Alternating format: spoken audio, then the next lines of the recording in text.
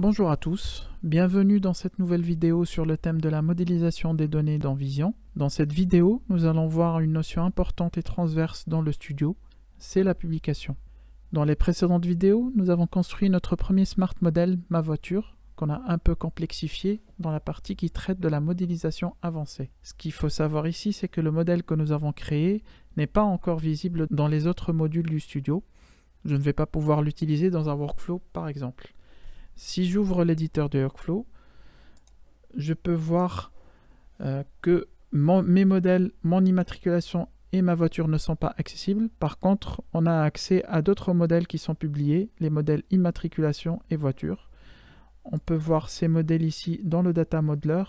Je dézoome un petit peu. On a le modèle voiture et immatriculation qui sont publiés, alors que nos modèles à nous ne le sont pas encore. Pour faire ça, je vais cliquer sur le bouton en haut à gauche de mon écran avec l'icône fusée pour lancer la publication. Avant de publier un modèle, le data modeler va lancer un certain nombre de vérifications pour valider les éléments créés et vérifier qu'ils sont tous bien configurés. Là par exemple, on a quelques erreurs sur notre modèle mon immatriculation qui est lié au champ immatriculation de ma voiture. En effet, je n'ai pas défini les permissions de mon modèle, ni les permissions sur les différents champs. Donc je vais définir de manière un peu globale les permissions et je vais faire appliquer à tous les champs.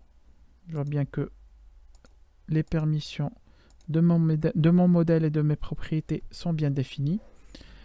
Avant de lancer la publication, on peut lancer une vérification manuelle pour valider que tous mes modèles sont bien configurés.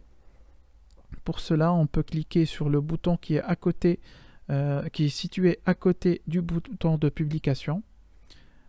Le data modeler va lancer ses vérifications et nos smart modèles sont bien valides.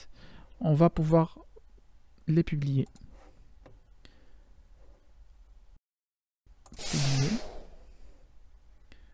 Nos modèles sont maintenant du coup accessibles au niveau de notre workflow. On a notre modèle mon immatriculation et notre modèle ma voiture. Un point important à noter ici, c'est qu'une fois publié, je peux toujours éditer mes modèles, mais ces modifications ne seront visibles et utilisables que lorsqu'on lance une nouvelle publication. Si on supprime des champs à nos modèles, les objets créés avant cette nouvelle modification gardent les propriétés de l'ancienne version du modèle publié. Il faut donc faire attention sur les modifications à faire sur un modèle déjà publié. Cette vidéo vient clore le chapitre de la modélisation des données dans Vision. Dans cette série de vidéos, nous avons vu les notions de Smart Model et Smart Objet, comment modéliser un Smart Model dans le Data Modeler et finalement comment le publier. Je vous invite maintenant à regarder le reste des vidéos de notre playlist qui décrivent en détail les autres modules du studio et les fonctionnalités principales, à savoir la création des workflows et SmartFlow et comment créer son application avec le module Page Composer.